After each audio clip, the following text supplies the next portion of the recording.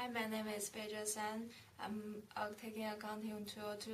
I will talk about background of AT&T company. AT&T came out in 1875 with Alexander Graham Bell's invention of the telephone. In 1900, AT&T became the parent company of the Bell system.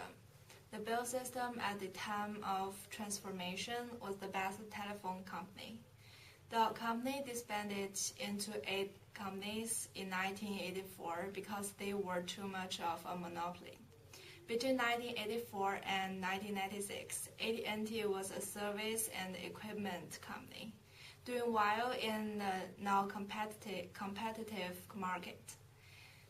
Today, AT&T is a global networking leader, focused on delivering IP-based solutions to enterprise and the government consumer. Additionally, as AT&T provides away from a traditional consumer service, the company continues to offer consumer and small business a breakthrough alternative to traditional service. Hi, my name is Garrett, and I'm presenting the history of Sprint Nextel. Sprint Nextel is the third largest telecommunication company in the United States. They were founded in 2005 after Sprint bought Nextel. This was after much debate whether these two companies should combine, because they were two different companies providing two different services. The solution to this was that they would continue providing the same services as before, but just under one management team. At this time, many top executives of Nextel left, saying that they did not like how the new company changed the culture that they were used to. So two separate services owned by the same company is how they continue operating today. Hi, my name is Kyle, and I'm going to do the history of Verizon. In 1998, one of the largest mergers occurred between GTE, General Telephone Electronic Corporation, and Bell Atlantic, which were two of the largest telecommunication companies.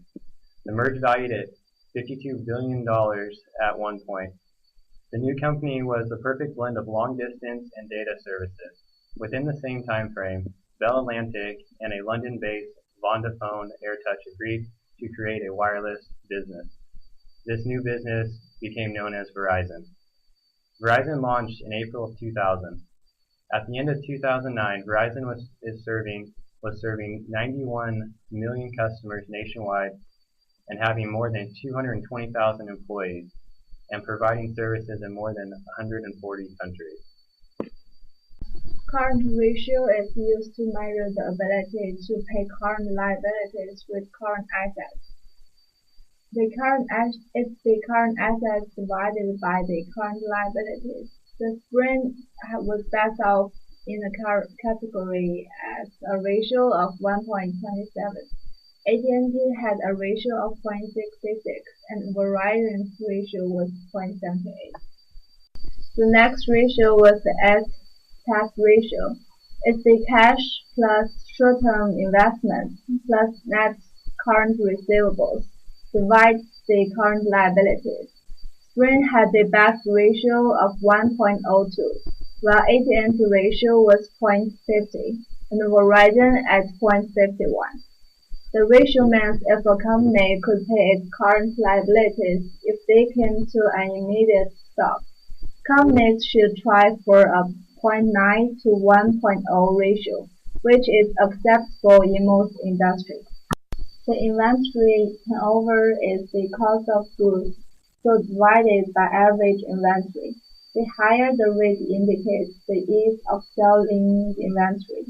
Sprint had the highest ratio at 28.38, while Verizon came in second at 20.04.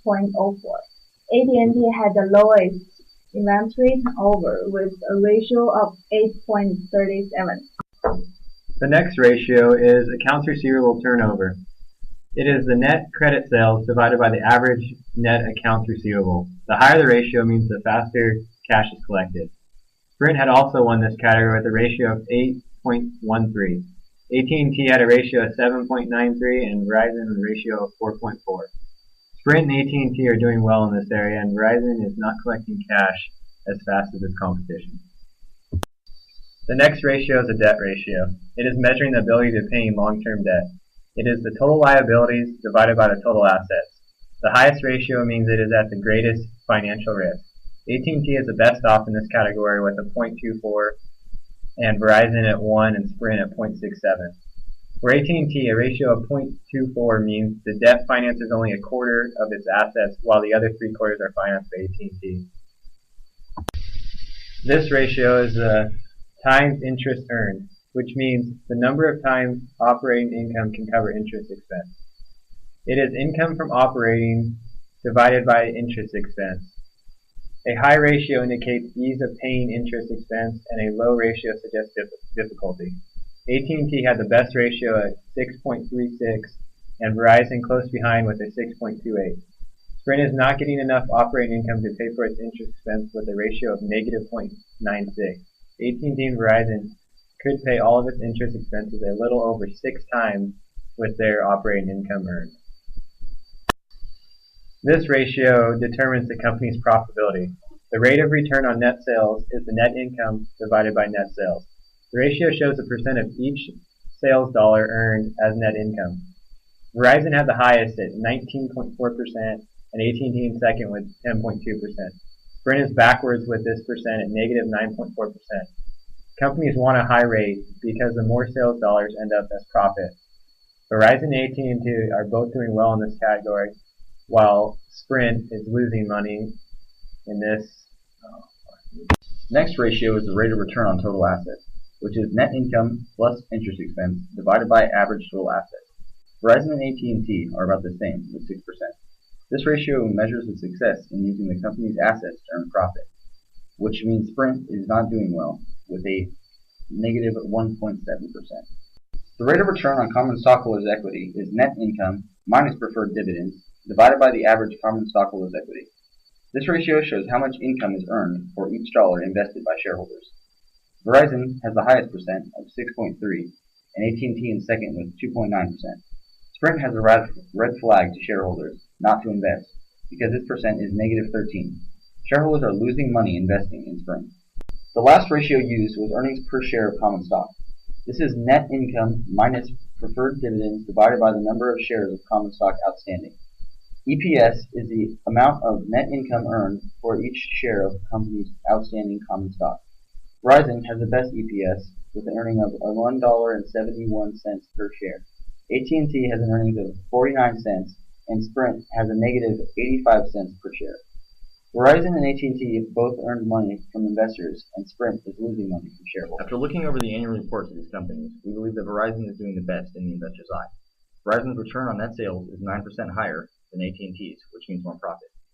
Their return on common stock is higher than the other companies, and their earnings per share are at $1.71. AT&T is in second with earning 49 cents.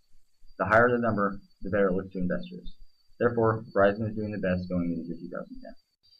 Another thing we discovered from the annual reports in 2009, Sprint seems to be spiraling down. The profitability were in the negative percent, and their return on net sales is negative, meaning less money going towards profit. They're also not using their assets to earn a profit effectively due to their negative 1.7%. We believe investors will steer clear of this company because each dollar invested by common stock is getting negative 13% return. Therefore, if Sprint continues to run this business this way, this company could become obsolete.